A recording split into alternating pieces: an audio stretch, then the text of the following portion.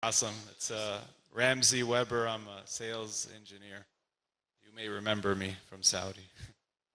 Allah yahfazak, Sheikh. Jazakallah khair for the great speech, Sheikh. My son was so excited he wants to die now and go into Jannah. But real quick, Sheikh, I mean, many times we see on the TV many kids from non-Muslim countries dying, as we saw last week in the news with the ferry disaster, almost 200 kids dying. As a coping mechanism that I use when I see such things, I always think that these kids have been picked to go to heaven because they die before reaching puberty. Can you just elaborate on that, maybe really quick, about this thought process which I go through, and I imagine many other Muslims might use this as a coping mechanism also, that these kids in non-Muslim countries that pass away before puberty are in heaven? Jazakallah khair, Ramzi. It's an issue of dispute, and this is the easiest way of getting out of trouble. Whenever someone asks me, what's the ruling on this? It's an issue of dispute. Alhamdulillah, khalas. So I'm saved by the bell. No, actually it is an issue of dispute. And in a nutshell, we as Muslims cannot say that this individual is in Jannah or this individual is in hell. Not even XYZ of a kafir country or a leader. I cannot say.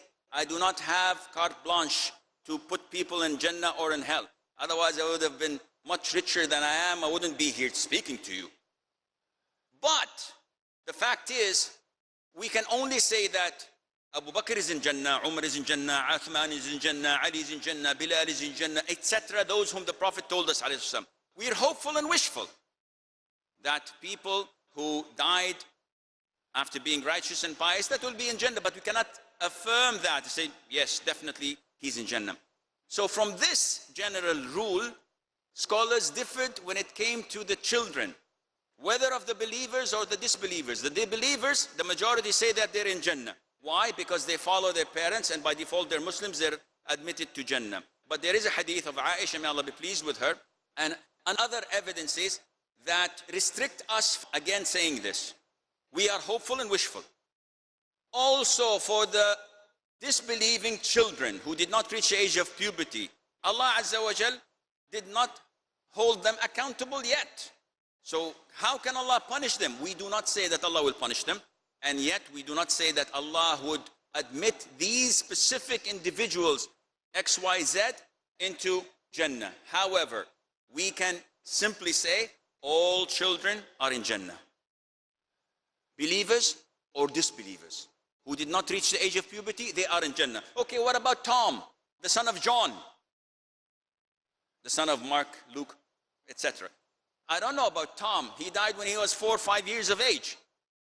But generally speaking, all children are in Jannah. So you see the difference? I don't specifically say Abdullah, the son of my friend Farid, died who was 6 years of age, he's in Jannah. No, I do not say this because it's not my right. I say all children who die under the age of puberty, inshallah, are in Jannah.